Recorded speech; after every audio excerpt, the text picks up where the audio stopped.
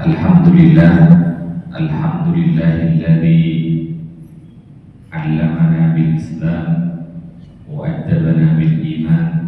Wassalatu wassalamu ala nabiyyina Muhammadin wa ala alihi wa ashabihi wa man tabi'ahum bi ihsanin ila yaumiddin.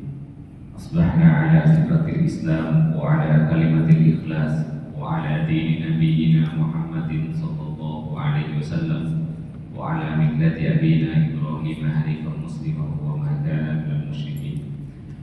Alhamdulillah, jemaah yang berhormat Allah Subhanahu wa taala, kita bersyukur kepada Allah. Allah Subhanahu wa taala memberikan kita hidayah untuk melaksanakan salat subuh buat jemaah ini. Semoga Allah Subhanahu wa taala menerima amal ibadah kita dan menjadikannya sebagai pelupur dosa-dosa kita. Kita bersalawat kepada Rasulullah Sallallahu Alaihi Wasallam, kepada keluarga beliau, kepada sahabat beliau dan semua pengikut beliau. Semoga kita semua dicatat oleh Allah sebagai pengikut Rasulullah yang kelak akan bersama dengan baginda Nabi masuk ke dalam surga Allah Subhanahu Wa Taala. Amin ya rabbal alamin. Di kesempatan yang mulia ini, insyaallah 40 menit kita akan membahas tentang adab. Saya membuat ringkasan dari beberapa kitab yang saya beri judul Bil Adami Tafhamul Ilmah. Dengan adab, ilmu itu mudah dipahami. Jamaah rahimani rahimakumullah, di dalam Al-Quran Allah Subhanahu wa taala telah menyampaikan, bahkan memerintahkan kepada kita semua untuk memperhatikan yang namanya akhlak, yang namanya adab, baik itu yang tersurat maupun yang tersirat. Di dalam Al-Quran Allah Subhanahu wa taala telah menyampaikan bahwa Rasulullah Shallallahu alaihi wasallam adalah pribadi yang memiliki akhlak yang agung. Kata Allah Subhanahu wa taala, "Wa innaka la'ala khuluqin 'azim." Kenapa Rasulullah Shallallahu alaihi wasallam bisa merubah peradaban ini? Karena beliau memiliki perangai yang agung, memiliki akhlak yang agung, memiliki sifat-sifat yang agung, yang mulia. Bahkan sahabat Ali bin Abi Thalib di dalam tafsir Ibnu Jarir, ketika beliau menafsirkan ayat yang biasa kita dengar dan biasa kita baca tentang perlindungan dari api neraka itu ya.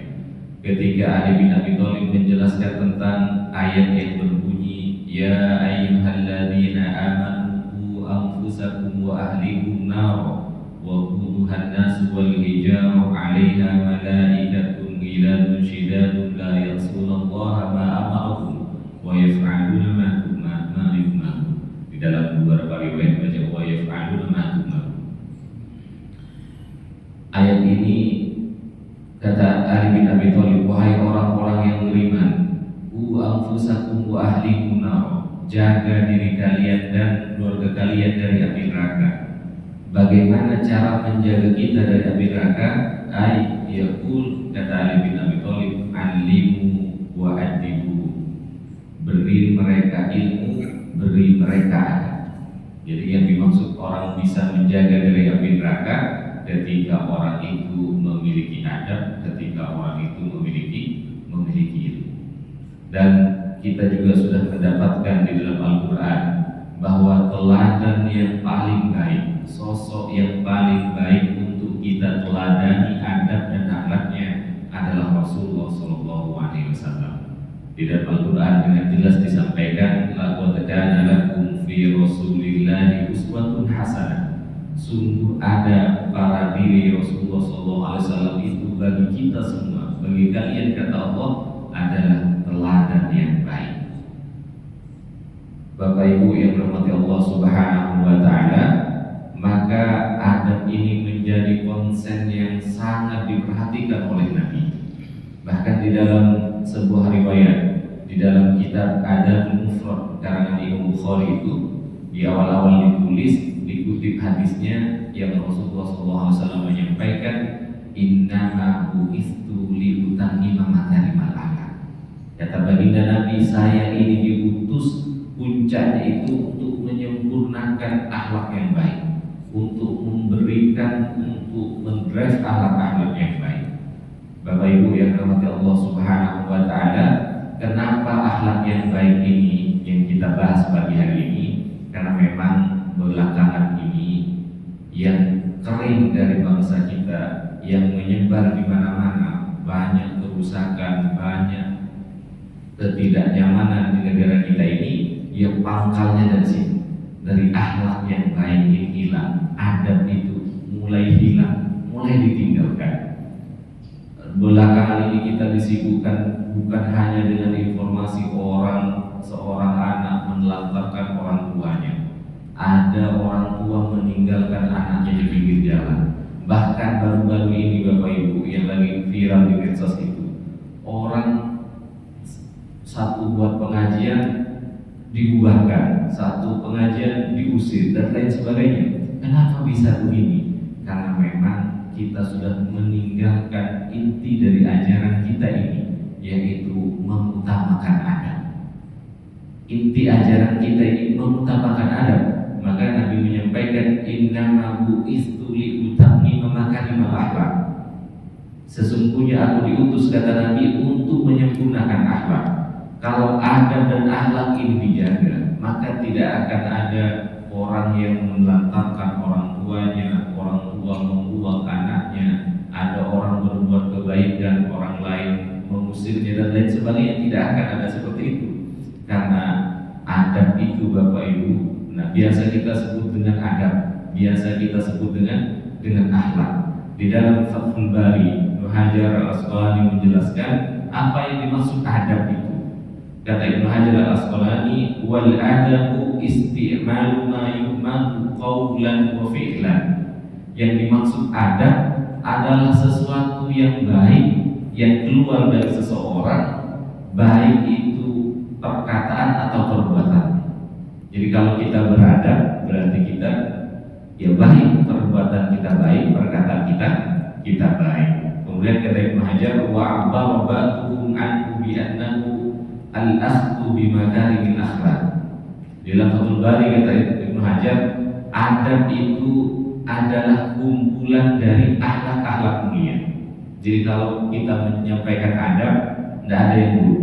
Kebaikan-kebaikan itu dinamakan adab. Akhlak-akhlak yang baik itu dinamakan adab. Sebagaimana disampaikan juga oleh Al-Imam Al-Afsasani, kata beliau, al-adabu jam'u adabi.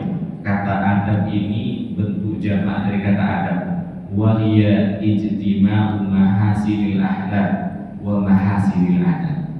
Yang dimaksud dengan adab adalah ijtima'u mahasinil akhlaq, kumpulan dari perilaku-perilaku baik, kumpulan dari akhlak-akhlak yang baik, wa bimakarimil adab, dan kumpulan budaya-budaya yang baik. Itulah adab.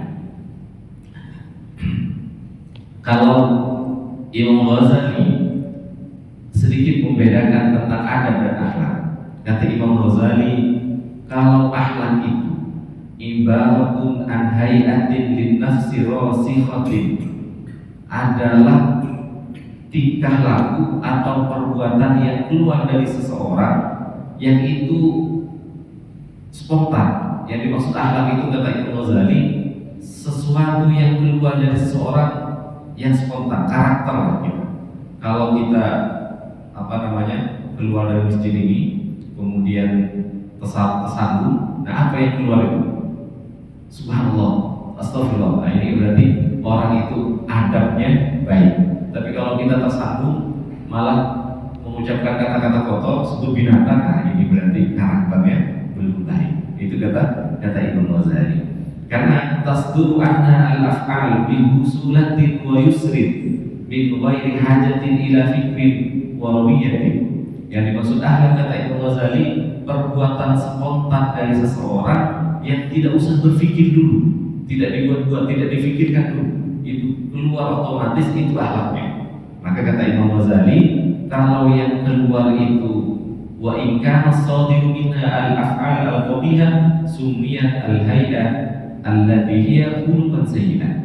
Kalau orang yang spontan dia lakukan, yang buru-buru, ya kayak tadi orang tersambung kemudian yang keluar spontan itu jelek-jelek, kata-kata binatang misalnya, nah ini berarti akhlaknya buruk. Kalau yang keluar itu secara spontan itu baik-baik, maka ini akhlaknya baik. Maka kata Imam Ghazali, orang yang selalu apapun yang dia lakukan, baik bermuamalah dengan manusia, baik dengan diri sendiri atau dengan Allah Subhanahu wa taala baik, maka orang ini punya adab yang baik. Biasanya akhlak yang baik, al-akhlaqu al-karimah tusamma tutlaku bil adab. Akhlak yang baik itu biasa dimutlakan dengan istilah adab. Nah, sedangkan akhlak itu ada perilaku, karakter. Maka Bapak Ibu yang dirahmati Allah Subhanahu wa taala, di mana-mana sekarang sekolah itu yang ditonjolkan adalah pendidikan unggul dengan karakter. Nah, karakter itu, kenapa itu harus dipelajari? Karena karakter ini dia kalau diajari terus atau dilakukan terus diulang-ulang sehingga jadi karakter. Kalau orang punya kebiasaan baik itu dilatih, dipertahankan, maka menjadi karakter. Sehingga orang yang punya adab yang baik, dia misalnya dapat uang, disuruh bawa uang puluhan, ratusan juta, bahkan miliaran, karena memang spontan dia baik, maka tidak sempat kepikiran untuk ngambil uang itu. Orang yang ada orang kecelakaan, orang yang akhlaknya baik, yang punya adab, maka dia akan spontan ingin menolong. Orang yang akhlaknya buruk, kalau ada orang kecelakaan, pikirannya yang buruk-buruk duluan. Ini kata beliau tentang adab itu ya. Jadi ada ulama yang membedakan antara adab dan akhlak. Kalau akhlak itu perilaku spontan yang keluar dari kita. Ada kalanya baik, ada kalanya buruk. Kumpulan dari akhlak-akhlak baik itu dinamakan dengan adab. Kenapa adab ini penting? Jemaah rahimani rahimahumullah. Selain tadi ya, fakta yang dihadirkan saat ini, orang anak-anak seumuran remaja itu Pak, kalau mau mau unjuk diri, bawa senjata keliling pakai senjata itu mau ganggu orang. Itu berarti kan akhlak tidak ada adabnya. Nah, itu yang banyak itu, yang sekarang digandrungi oleh anak-anak di media sosial yang lihat begitu. Nah tadi ya, ada orang melantarkan orang tuanya, orang tua menabrak anaknya, bahkan kegiatan-kegiatan positif dilakukan, rusuh terus Pak. Nah ini kenapa? Karena adab atau karakter ini mulai terkikis dari kita. Coba kita lihat bagaimana pentingnya adab. Yang pertama, bahkan kenapa kita harus mendidik anak kita dengan adab, dengan karakter, dengan akhlak yang baik. Bahkan Rasulullah SAW di dalam hadis riwayat Ibnu Hibban kata baginda Nabi, aku ini diajar adab juga. Nabi itu Pak dididik karakter juga. Nabi itu diajarin adab. Beliau sampaikan, adzabani Rabbi fa ahsana ta'dibi. Allah menekankan pengajaran kepadaku tentang adab. Jadi Nabi Muhammad SAW yang ditekankan oleh Allah adalah adab, dan Nabi sendiri menyampaikan, adzabani Rabbi fa ahsana ta'dibi. Kenapa Nabi Muhammad SAW sempurna adabnya? Ya karena Allah Subhanahu wa taala menekankan pentingnya adab kepada Rasulullah SAW, sehingga Allah puji karakter Nabi itu, wa innaka la'ala khuluqin azim. Engkau ini memiliki adab, akhlak yang teramat agung. Dan saking pentingnya adab itu, Bapak Ibu yang dirahmati Allah Subhanahu wa taala, kata Nabi, tidak ada warisan yang diwarisi oleh orang tua kepada anak melainkan dari warisan adab yang baik. Ada orang mewarisi uang miliaran bagus, tetapi yang paling bagus, lebih bagus dari itu, ketika orang tua bisa mewarisi karakter baik kepada anak. Selamat Pak Insya. Kalau anak kita sudah dibiasakan dari rumah baik dan itu menjadi karakter, sehingga tidak tergoda ketika di luar di mana-mana, ini warisan terbaik kata Nabi. Beliau menyampaikan di dalam riwayat Tirmidzi, "Manahala walidu waladahu afdal min adabin hasan." Tidak ada sesuatu yang lebih baik yang diwariskan oleh orang tua kepada anaknya, tidak ada yang lebih baik daripada adab, daripada akhlak yang baik, kata baginda Nabi. Jadi kalau kita bisa mewarisi anak kita ini karakter yang baik, mewarisi anak kita ini adab, ini sudah luar biasa, Pak. Bahkan Ibnu Barak menyampaikan, kata beliau, orang yang tidak beradab maka susah dia bisa mengamalkan sunnah-sunnah. Orang yang sunnah saja tidak diamalkan, bagaimana mau menjaga yang wajib? Dan orang yang tidak bisa menjaga yang wajib, bagaimana mungkin bisa sampai kepada Allah Subhanahu wa Ta'ala? Kata Ibnu Barak begini teksnya: Man tahawana bil adami ujiba bihirman sunnah. Siapa yang lalai, yang meremehkan adab, maka dia akan diazab, akan diikut dengan dihalangi dari semua sunnah. Jadi sunnah itu terasa susah baginya. Kalau ada orang mengatakan ini sunnah Nabi loh, sunnah lagi dibilang. Oh yang begini sunnah loh, begini bilang. Salah satunya kata Ibnu Barak, orang itu biasanya tahawun bil adab. Orang yang menganggap remeh adab, hidupnya jauh dari adab. Kemudian beliau menyampaikan, wa man tahawana bis sunani uqiba bi irmanil faraid. Siapa yang sudah meremehkan sunnah tadi, maka dia akan diazab dengan dihalangi dari melakukan kewajiban-kewajiban. Wa man tahawana bil faraid uqiba bi irmanil ma'rifati ila rabb. Siapa yang terbiasa melalaikan kewajiban, maka dia akan diazab dengan tidak bisa sampai kepada Allah Subhanahu wa Ta'ala. Jauh tidak nikmat kalau beribadah, tidak nikmat kalau berbicara iman, tidak nikmat kalau berbicara Islam. Ini sebabnya bisa jadi karena dia meremehkan adab. Bahkan Ibnu Barak juga memberi persaksian. Kata beliau di dalam kitab Ghayatul Nihayah milik Imam Al-Jazari, kata Ibnu Barak, Ibnu Barak sendiri, beliau itu tabi'in, beliau menyampaikan talabul adab 30 saya mencari adab 30 tahun, wa talabul ilma 20 dan saya mencari ilmu 20 tahun. Lebih lama beliau mencari adab, lebih lama beliau menata diri menjadi pribadi yang baik, baru ilmunya beliau banyakin. Adab ini sederhana, Pak. Kalau kita makan antri itu adab. Kalau kita masuk masjid lihat sendal rapi, ya kita rapikan, itu adab. Yang begitu-begitu beliau perbaiki. Ketemu orang, bahkan ada ulama yang menyampaikan adab itu dengan hadis yang kata Rasulullah SAW, laisa minna man lam yarham saghirana wa lam yuqir kabirana. Maka kata ulama, al-adabu tawqirul kibar wa tarhimis saghir. Adab itu menghormati yang tua, menyayangi yang muda. Coba kalau ini, Pak, dipraktekkan oleh semua umat Islam yang di Indonesia ini 87%, Pak.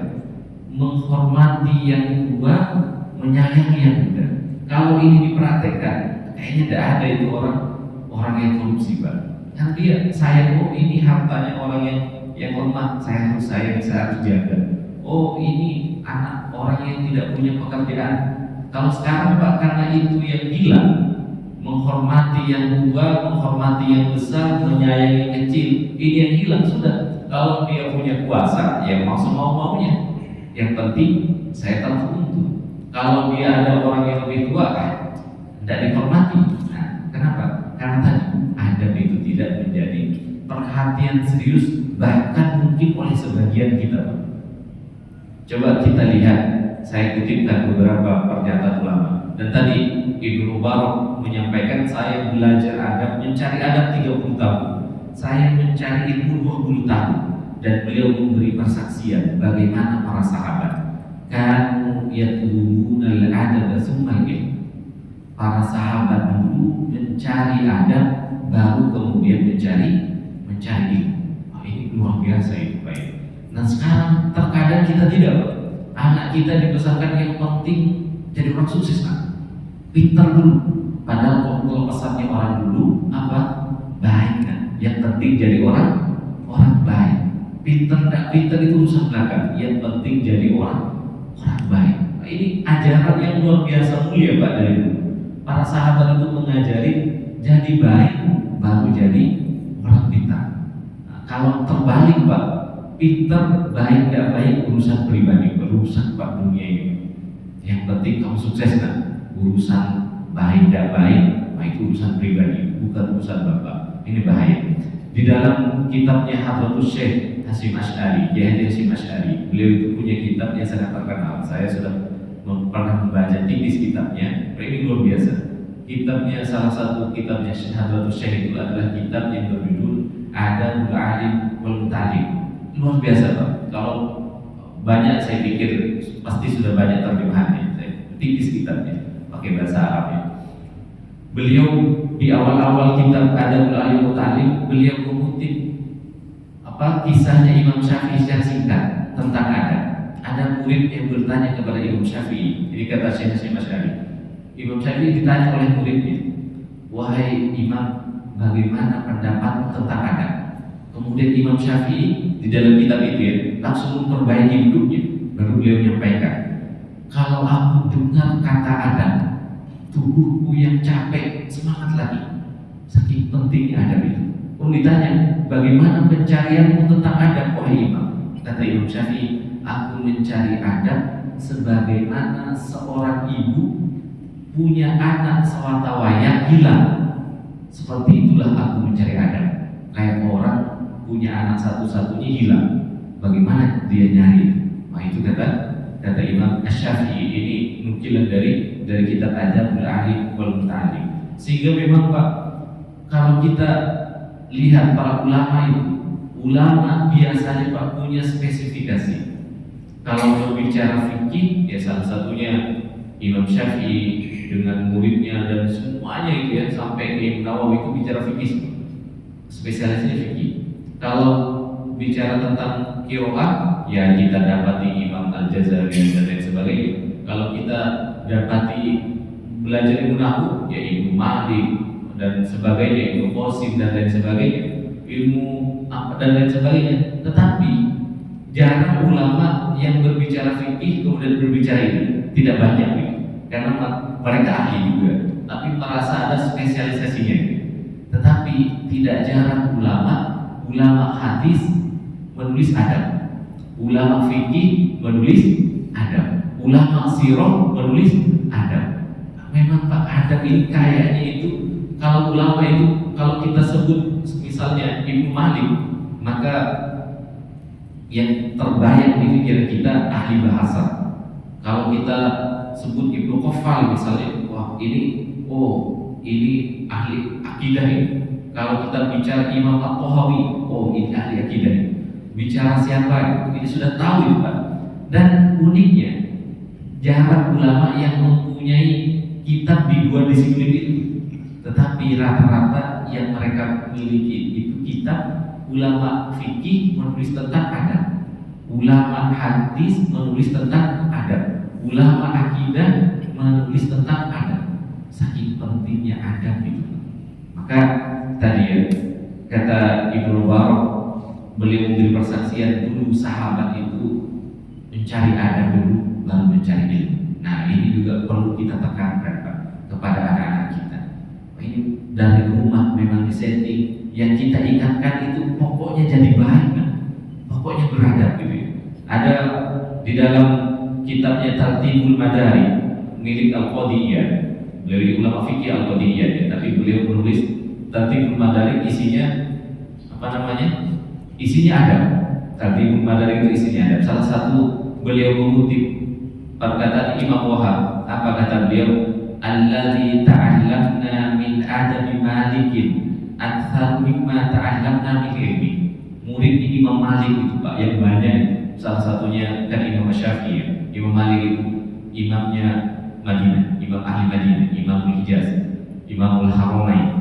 Imam Malik itu punya banyak murid Pak, tapi persaksian muridnya Ibnu Wahab, kami lebih belajar adab kepada Imam Malik daripada kami belajar ilmu itu. Imam Malik itu ulama hadis, pengarang pertama hadis yang dikodifikasi dengan sempurna Imam Malik dengan kitab Al-Muwatta, Muwatta Imam Malik. Jadi penuturan yang oleh Imam Malik, kami lebih banyak belajar adab. Bahkan ada persaksian dari Imam Abi Uwais. Beliau ini Pak, kalau Imam Malik itu punya murid Imam Syafi'i, Imam Syafi'i itu punya murid lagi yang luar biasa, Imam Ahmad bin Hanbal. Dan Imam Ahmad bin Hanbal itu Pak, kalau mengadakan pengajian, persaksian Imam Uwais, bisa 5.000 orang. Di antara 5.000 orang itu Pak, sekitar 500 orang yang betul-betul mau nulis hadis, mau nulis fikih. Berarti 4.500, 4.000 sekian itu hanya duduk ingin melihat Imam Ahmad bagaimana beliau bicara, bagaimana beliau memperlakukan muridnya, bagaimana beliau menghormati orang tua. Itu kan luar biasa ya. Dari ribuan itu yang nulis hadisnya sedikit. Yang lebih banyak itu bagaimana haikah, bagaimana santai, bagaimana samahan Imam Ahmad bin Hanbal. Ini luar biasa para ulama dulu itu yang terkadang tidak kita wariskan. Nah tadi ya dikategorikan di dalam kitabnya Imam Wahab memberi persaksian, murid Imam Malik juga begitu. Kami lebih belajar adabnya Imam Malik daripada ilmunya. Lebih banyak yang mereka ambil adabnya. Ada juga di dalam kitab Rawihul Hadis, ini karangannya Imam Qasim bin Salam. Di dalam kitab Rawihul Hadis, karena ashabu Abdullah bin Mas'ud itu mengumpulkan keluarganya, kemudian apa yang dibawa, yarhaluna ila Umar bin Khattab. Keluarganya Abdullah bin Mas'ud dikumpulkan baru dibawa kepada Umar bin Khattab. Fayanzuruna ila samti wa hadyi wa dalli. Kemudian Abdullah bin Mas'ud menyuruh, coba hadir di sini dan kalian amati bagaimana hayat, bagaimana perilakunya Umar bin Khattab, bagaimana sopannya Umar bin Khattab, bagaimana kepedulian Umar bin Khattab. Fayatashabbahu nabi. Kemudian keluarganya Abdullah bin Mas'ud ini Pak, sahabat luar biasa, keluarganya dibawa kepada Umar bin Khattab untuk melihat begini loh cara berjalan, cara makan, cara menghormati orang. Kemudian kata Umar bin Mas'ud, coba jadikan mirip kamu seperti ini. Itu ulama sahabat itu juga begitu Pak. Ada juga penuturannya Ibnu Abdul Bar di dalam kitab At-Tamhid. Nah ini tentang Imam Malik sendiri. Apa kata Ibnu Abi Uwais? Abi Uwais ini ponakannya Imam Malik Pak. Kata beliau, sami'tu khali Malik bin Anas. Aku mendengar pamanku Malik bin Anas. Apa yang Malik bin Anas katakan?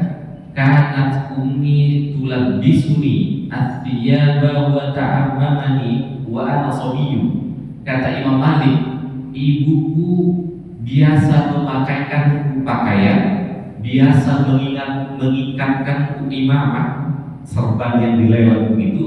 Wa ana sabiyyun, kata Imam Malik, saya kecil. Wa tawajjahani ila Rabi'ah ibni Abi Abdurrahman. Kemudian ibuku mengantarkanku kepada guru yaitu Imam Rabi'ah bin Abdurrahman. Wa taqul, dan ibuku berkata, ya bunai, wahai anakku, ikti majlis Rabi'ah, kamu harus ikut pengajiannya Imam Rabi'ah. Fata'allam min sabtih wa adabih qabla an tata'allam min hadithi wa fikhi. Kamu hadir ke majlisnya dulu pelajari adabnya, pelajari tingkah lakunya sebelum engkau mengambil ilmunya, mengambil hadisnya. Bapak-bapak, ini perlu kita ulangi lagi. Tradisi mulia ini perlu kita ulangi lagi. Ketika kita antarkan anak kita ke sekolah, kita sampaikan, nah, belajar yang giat. Jadi yang lebih penting itu ambil sikap-sikap mulia dulu. Yang parah Pak, kalau anaknya bilang, oh guru gua aja nggak berada Pak, ini bahaya sekali itu Pak. Makanya pendidikan itu Pak tidak boleh terpisah. Sekarang itu pendidikan itu tidak terpisah. Maka di dalam kitab Ta'lim Muta'allim Pak, Ta'lim Muta'allim itu dikarang oleh Imam Az-Zarnuji.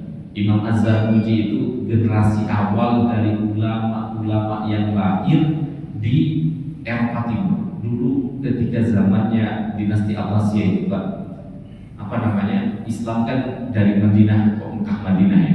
Dinasti Umayyah, ulama-ulama itu kayak bergeser ke daerah Irak, karena ibu kota pemerintahnya kan di sana ya, di Umayyah itu di Baghdad, Irak, Asfahan itu ulama-ulama muncul Pak, jarang sudah orang Arab. Nanti dinasti Abbasiyah itu Pak, ulama-ulama berikutnya itu muncul dari daerah yang sekarang berubah jadi negara Tatar, Uzbekistan. Imam Bukhari itu Pak dari Bukhara itu dari negara Uzbek.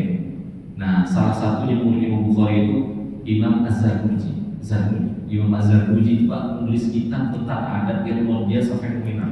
Nama kitabnya Ta'limul Muta'allim. Orang belajar itu ada caranya begitu kira-kira. Di bab ini dibagi beberapa bab. Bab pertama itu beliau berbicara tentang pentingnya ilmu dan fikih, tapi beliau tidak pisah itu babnya. Baru habis itu pentingnya memilih guru, pentingnya memilih ilmu, pentingnya memilih teman. Tidak terpisah kata beliau. Bagaimana mungkin ada seorang anak yang kita harapkan adabnya mulia, tapi gurunya tidak memperhatikan adab? Bagaimana mungkin kita ingin menghasilkan anak-anak yang rajin sholat, yang adabnya kepada Allah baik, tapi gurunya tidak memperhatikan? Maka ini PR luar biasa juga Pak untuk negara kita. Guru itu bukan hanya ngajar ilmu, tapi guru itu menjadi role model, menjadi contoh bagaimana anak-anak kita bisa mencontoh adabnya. Karena tadi Pak, Imam Malik diantar oleh ibunya kepada majelisnya Imam Rabi'ah. Nah, sebelum engkau catat fikih dan hadisnya Imam Rabi'ah itu, kamu tiru adab dan perilakunya Imam Rabi'ah. Ini kan luar biasa Pak ya, yang hal-hal begitu. Maka jamaah rahimani rahimakumullah, pentingnya bagi kita untuk menghidupi tradisi mulia ini. Tradisi memperbaiki adab sebelum memperbaiki ilmu. Mempelajari ilmu apa saja Pak? Ilmu itu ilmu biologi, ilmu fisika diulang-ulang lahir sendiri Pak. Dipelajari apalagi sekarang ini ada namanya AI, ChatGPT. Mau tanya apa saja 100 kali, 1000 kali, 5 berapa itu, dicek aja sudah muncul jawabannya Pak. Mau ngitung rumah dulu di zaman bapak-bapak yang kerja yang kuliah teknik susah sekali, rumus-rumus sekarang ada semua Pak. Tetapi yang tidak bisa digantikan oleh teknologi ini ada. Yang tidak bisa digantikan itu sikap baik itu Pak, yang timbul secara spontan dari dalam ini. Kalau ketemu orang salam, itu kan ajaran Islam itu yang begitu Pak. Salam, ucapkan salam, tahan.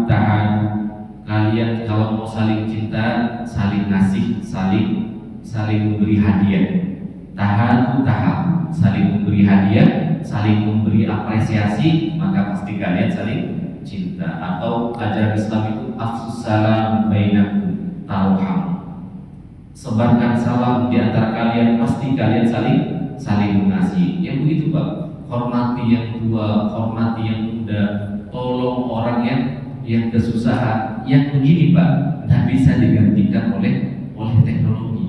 Nah, itu harus kita, tadi ayat Al-Quran yang pertama yang kalian baca, ku anfusakum wa ahlikum nar. Jaga diri kalian dan keluarga kalian dari api neraka. Apa kata sahabat Ali bin Abi Thalib? Saya ulangi lagi ketika menafsirkan ku anfusakum wa ahlikum nar, alimu wadibuhum. Ajak mereka memiliki adab, ajak mereka memiliki ilmu. Bahkan ada istilah yang dibolehkan juga, al-adab qoblal ilm. Adab itu memang sebelum ilmu. Orang kalau pintar kebangetan Pak, kemudian tidak ada adabnya, luar biasa. Mau pintar urusan dunia, mau pintar urusan akhirat, bahaya juga kalau tidak ada adabnya. Adab ini tidak memiliki sekat Pak, tidak memiliki apa saja. Umur tidak dibedakan oleh adab. Kekayaan tidak bisa miskin dari adab. Mau miskin, mau kaya, mau pintar, mau tidak pintar, adab ini harus melekat pada semua orang. Maka itulah yang Allah Subhanahu wa taala sampaikan, laqad kana lakum fi Rasulillahi uswatun hasanah. Dan bagi kita orang Islam, adab kita adalah Al-Qur'an itu, Pak. Adab kita itu pesan-pesan di dalam Al-Qur'an itu. Karena Sayyidah Aisyah ketika ditanya, bagaimana akhlak Nabi wahai Ummul Mukminin, wahai Ummul Mukminin, bagaimana adab Nabi?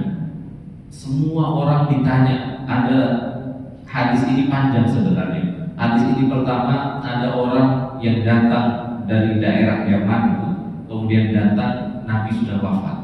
Datang kepada Abu Bakar, wahai Abu Bakar, bagaimana adab Rasulullah SAW? Abu Bakar tidak bisa berkata-kata, menangis Pak, menangis sejadi-jadinya. Kata Abu Bakar, jangan berkata ke saya, datang ke Umar. Datang ke Umar malah mau pingsan ketika ditanya bagaimana adabnya, bagaimana akhlaknya Nabi. Dan terus disuruh tanya ke Utsman, disuruh tanya ke Ali. Kata Ali, jangan tanya kepada sahabat dulu, karena Nabi baru wafat. Kami tidak sanggup menceritakan adab Nabi saat itu. Menangis semua itu Pak. Nah kemudian disuruh datang kepada istrinya. Sayyidah Aisyah itu memang terkenal tegar, terkenal luar biasa karena langsung dididik oleh Nabi sepanjang waktu. Terkenal ulama, sahabat yang cerdas, yang tegar, yang tegas. Sayyidah Aisyah kemudian ditanya, apa akhlak Nabi? Jawaban Sayyidah Aisyah singkat, karena khuluquhul Quran. Akhlak Nabi itu adalah Al-Quran. Artinya yang dipraktekkan oleh Nabi adalah ajaran Al-Quran. Dan ini juga yang mahal dari kita Pak. Banyak kita, anak-anak kita, rata-rata anak kita yang sekolah di sekolah Islam itu Pak, paling tidak hafal juz 30, juz 30, juz 29 biasanya. Kalau nambah baru juz 1. Ayat-ayat tentang neraka disikat semua, ayat-ayat tentang berbuat baik hafal semua. Tapi bagaimana praktek? Padahal Nabi itu Al-Quran diajarkan kepada sahabat, tetapi praktek Nabi juga Al-Quran yang berjalan. Ini yang mahal Pak. Al-Quran itu bukan hanya kita hafal, bukan hanya kita baca, bukan hanya kita renungi, tapi Al-Quran itu menjadi perilaku kita, menjadi perangai kita. Saya terakhir mungkin mau isrokin salah satu contoh Pak. Saya berapa kali menjadikan ini contoh ya. Siapa yang tidak hafal surah Al-Mutaffifin? Hafal semua Pak. Wailul lil mutaffifin. Celaka bagi orang-orang yang curang, yang tidak jujur, khususnya di dalam perniagaan. Bapak-bapak yang sebagian besar punya bisnis, wailul lil mutaffifin, hafal semua itu Pak ayat ini. Karena ayat ini setelah menghafal An-Naba, Al-Basa, baru Al-Mutaffifin biasanya. Jadi jarang tidak hafal orang ini. Wailul lil mutaffifin, masuk neraka kata Allah orang-orang yang berbisnis curang. Bukan hanya curang yang ngambil punya orang begitu. Apa kelanjutannya? Alladzina idza talu 'alan nasi yastaghfirun. Giliran dia membeli dari orang, dia mau ambil bagus-bagusnya saja, dipilih. Dulu kalau di kampung itu Pak, kalau beli beras kan pakai alat timbangnya begini. Giliran dia yang membeli pakai kaleng ya. Kalengnya ditekan ke bawah, jadi banyak. Kalau giliran dia membeli, giliran dia menjual, gulakan tadi ya, kalengnya ditekan, banyak. Giliran dia ditekan, menjual apa? Wa idza kaluhum aw wazanuhum yuksirun. Giliran dia menjual, dia tekan ke dalam ininya. Untung 2 kali. Nah ini betul-betul melanggar nas Al-Quran secara sore. Dulu sudah tidak ada yang begitu. Sekarang berubah Pak. Kalau kita jual sepeda motor ini, Bapak punya sepeda motor mau dijual, ada nggak yang kira-kira pas dijual orangnya datang disampaikan, Mas motornya pernah jatuh ya, di sini agak rusak. Atau kalau giliran kita kebalikannya, giliran kita membeli, diperiksa semua, ditanya ini sudah bayar pajak kah, pernah lecet kah, atau sudah didempul, dicek ulang. Tapi giliran kita membeli, betul-betul bagus ini, kayak baru tidak pernah. Nah ini Pak ya, yang mulai hilang di tengah-tengah kita. Padahal ayatnya hafal semua itu. Coba kita praktekkan. Dan ini Pak, pernah ada satu kasus kejadian kisah nyata. Guru kami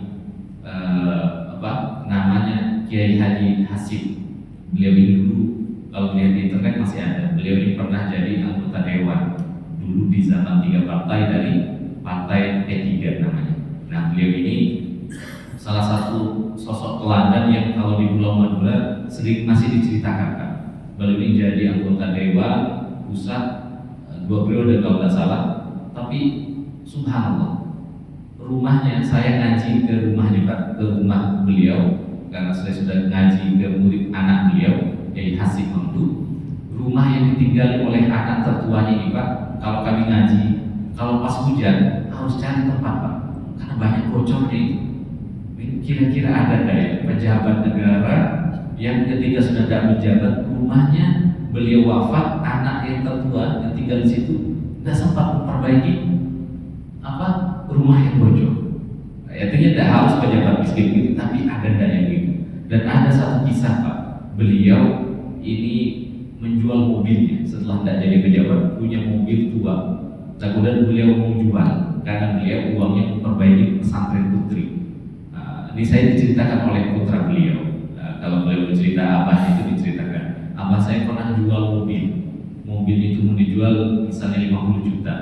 Nah yang membeli ada toko Cina di dekat pesantren kami itu, tapi anaknya muslim semua. Bapak Cina ini jadi muslim, masuk muslim. Asbab ini Pak, asbab beli mobilnya Kiai Hasim. Beli mobil mau dijual 50 juta, ditanya, kok mobilnya dijual agak murah Pak? Ini kalau 60 juta bisa laku, kok dijual 50? Oh iya Nak, ini saya jual 50 karena di dalam mesin itu pernah ada yang bocor. Ini kalau orang tidak tahu tidak kelihatan ini. Nah di situ tuh, coba diperhatikan, buka di sini ada di situ.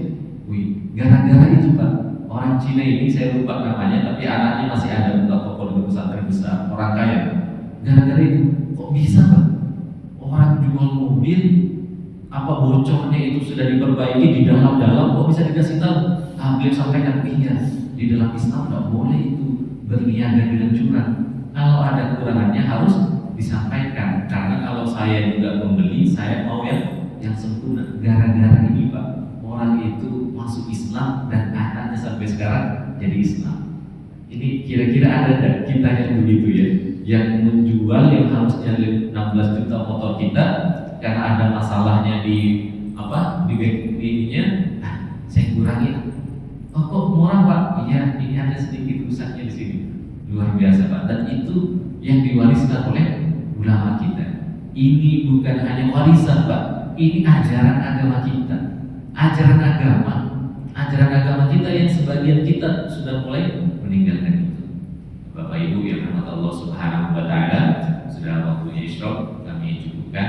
Jika ada yang hal-hal yang kurang berkenan, kami mohon maaf kepada Bapak Ibu sekalian. Semoga Allah Subhanahu wa taala menghadiahkan saya dan menghadiahkan kita semua adab di dalam kehidupan kita. Semoga kita tumbuh menjadi orang yang Islam, yang beriman, dan muncul dari sikap kita akhlak-akhlak yang mulia.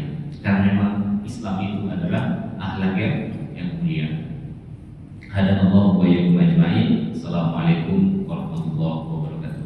Jika ada yang ingin ditambahkan, kami persilakan.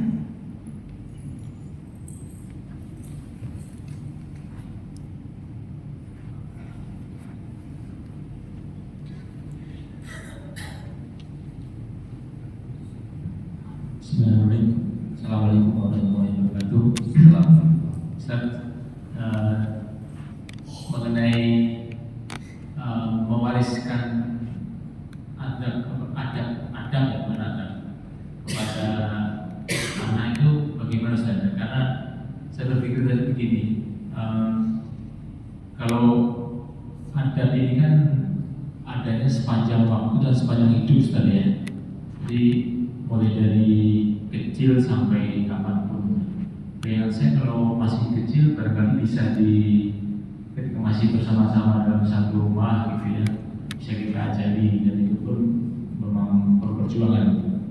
Nah, kalau ada anak-anak yang sudah berkeluarga atau sudah pisah dari lingkungan di mana kita tinggal, di mana kami di mana kita tinggal itu, bagaimana mewariskan itu sebenarnya. Terus kemudian yang kedua, tadi contoh yang di kisah yang disampaikan Ustaz tadi terkait dengan Imam Malik yang diserahkan kepada majelis di Imam Rabi'ah tadi, apakah dengan begitu kita sudah cukup ya, bahwa itu sudah bagian dari upaya kita untuk mewariskan adat. Demikian. Assalamualaikum warahmatullahi wabarakatuh. Ada hadis Pak yang saya nggak tahu siapa yang nulis ya, di mau ke Gunung Sari dan Karangkis ada banner besar di situ, banner besar tempat iklan kosong. Nah di situ ditulis hadis riwayat Tabrani sebenarnya hadisnya, tapi saya nggak tahu itu tulis riwayat Nasai ya. Kalau saya langsung saya cek ya di kitab hadis itu ada riwayat Tabrani. Hadisnya itu bunyi begini: birru auladakum tabarruakum auladukum.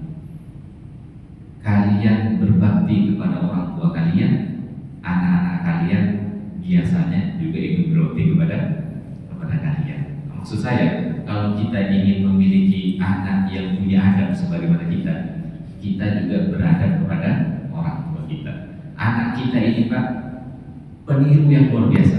Anak kecil itu peniru yang luar biasa. Kalau dari kecil dia tumbuh di dalam keluarganya yang bapaknya itu, bapak ibunya menghormati neneknya, menghormati keluarganya, itu ikut Pak. Bahkan anak kecil itu Pak, kalau tidak sambil diajari, bapak panggil kakaknya kakak, dia nanti panggil kakak juga. Ada beberapa kasus anak kecil panggil tantenya itu kakak, karena di situ panggil kakak. Anak kecil itu peniru yang luar biasa. Maka yang pertama, kalau kita ingin punya anak kita punya adab yang luar biasa, dimulai dari kita. Ya tentu selain doa dan lain sebagainya, diajari dan sebagainya. Kalau sudah kita masukkan ke pondok, apakah cukup? Makanya Pak, pendidikan itu, orang yang bertanggung jawab terhadap pendidikan anak itu bukan guru, bukan sekolah, itu orang tua. Tapi karena orang tua ini punya pekerjaan sibuk, kita minta tolong kepada sekolah titipkan, sehingga ajaran di sekolah ini, saya kemarin sampaikan di pertemuan kepala sekolah Hidayatullah seluruh Indonesia, ternyata sudah banyak Pak, ada sekitar 400 sekian. Saya diamanahkan dari BPM untuk menyampaikan tentang konsep pendidikan di Hidayatullah.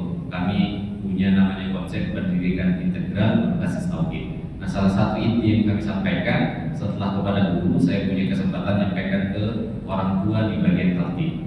Nah, saya sampaikan memang konsep pendidikan itu Pak tidak boleh terpisah di rumah, di sekolah, dan di masyarakat. Kalau di sekolah di pondok, yakin bukan hanya pondok kami, semua pondok pasti diajarkan waktunya adzan berhenti sholat. Pokoknya waktunya adzan pasti harus sholat. Tapi anak di rumah didoktrin oleh gurunya, dibacakan dalilnya, kalau sudah adzan berhenti semua kegiatan, sholat dulu, habis itu lanjutkan. Tapi dia pulang ke rumah, Ramadan misalnya, di rumah apa yang didapat? Ketika adzan, ibunya sibuk masak, bapaknya masih ngetik. Bapak sudah adzan, ke masjid. Wah itu kan di pondok kan, di rumah beda dong. Kira-kira gimana itu Pak? Pasti anak ini bilang, kalau bukan sekolah, ibu saya yang bohong ini. Dia mau pilih siapa? Sehingga bingung anak kita Pak. Belum lagi di pondok diajarin begini, di rumah diajarin begini, di masyarakat beda lagi. Nanti yang lebih parah ibunya, Bu, ibu anak kecil biasanya anak TK kita kan pasti diajari itu di sekolah di sini nih. Kalau makan baca doa dulu. Neneknya, bapak ibu mau makan lupa baca doa sama anak-anak.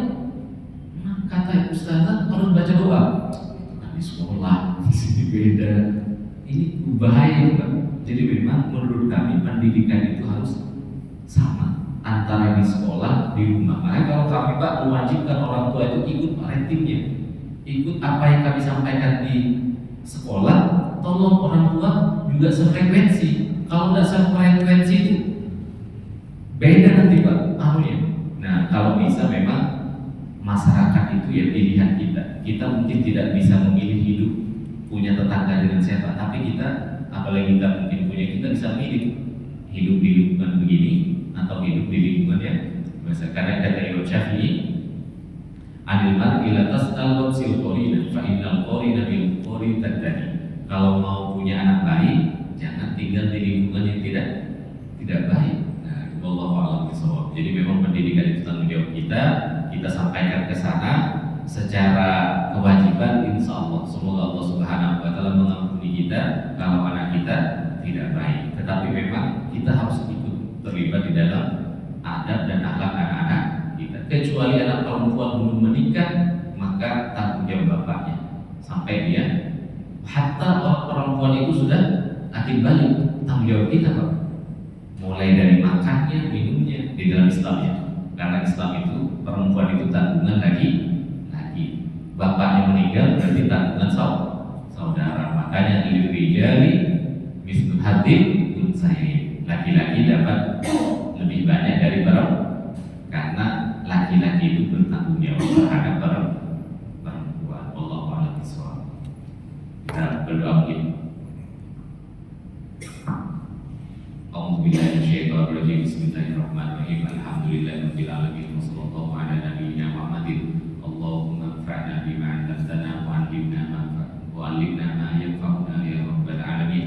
Allahumma arzuqna as-salat, Allahumma arzuqna as-silah, Allahumma arzuqna al-islam, Allahumma sallimna wa sallim muslimin, Allahumma afina wa afil muslimin, Allahumma hdina wa hdil muslimin, Allahumma taqabbal minna innaka antas sami'ul alim wa tub 'alaina innaka antat tawwabur rahim waj'alna syakirina li ni'matika muslimina biha wa biha wa timma 'alaina ya rabbal alamin. Rabbana zalamna anfusana wa in lam taghfir lana wa tarhamna lanakunanna minal khasirin. Allahumma la tada' lana fi maqamina hadza dhanban illa ghafarta wa la daynan illa qadayta wa la maridan illa shafaita wa la hajatan min hawaijid dunya wal akhirah illa qadaytaha wa yassartaha ya rabbal alamin.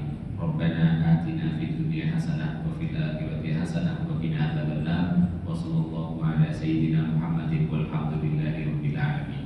Assalamualaikum.